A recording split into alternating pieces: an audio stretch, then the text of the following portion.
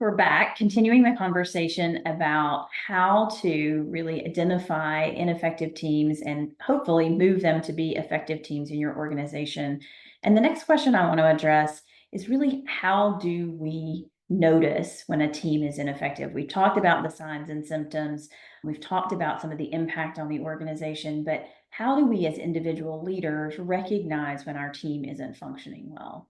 And the first thing that you want to do, obviously, is know the signs and symptoms. If you don't know what you're watching for, then you're much more likely to miss it. So, understanding that silence is a symptom of a dysfunctional team, that open conflict is a symptom of a dysfunctional team.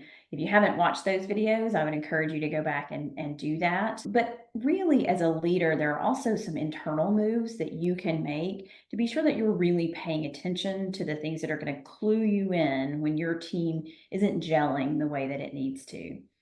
And the first one is going to be that you have to get curious, right?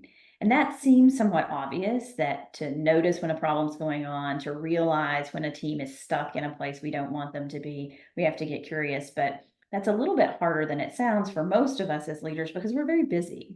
We have a lot on our plates. We have things that we're trying to accomplish.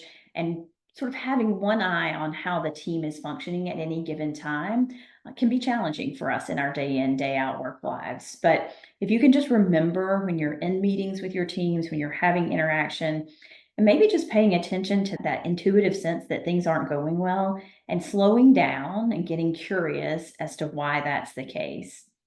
The other thing is, if you're not having regular meetings, both with your team as a whole and with core members of those teams, this is a great way to start to diagnose team problems too. You really need a forum where you're talking to people just about the things that are going on organizationally, the things that are going on from a sort of interpersonal dynamic standpoint. And sometimes when we're just holding project meetings, when we're just talking about tasks that need to be done, those things get missed. So I'd encourage you, if you want to take this seriously and you suspect that your team maybe is moving a little bit off track, this is a great time for you to start to add in some of those biweekly, maybe even monthly meetings where you're meeting with core members and having conversations about how they think things are going. And then finally, you've got to be willing to listen, right?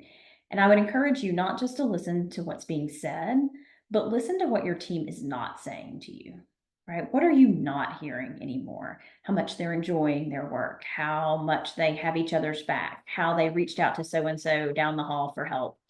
Those are clues that the team isn't really moving together as a team. So being curious, slowing down, and allowing the space and time for that to happen, and then really leaning into listening both to what's being said to you and to what's not being said are going to be some of the crucial leadership moves that you need to make in order to identify when your team isn't coming together and working the way you need them to.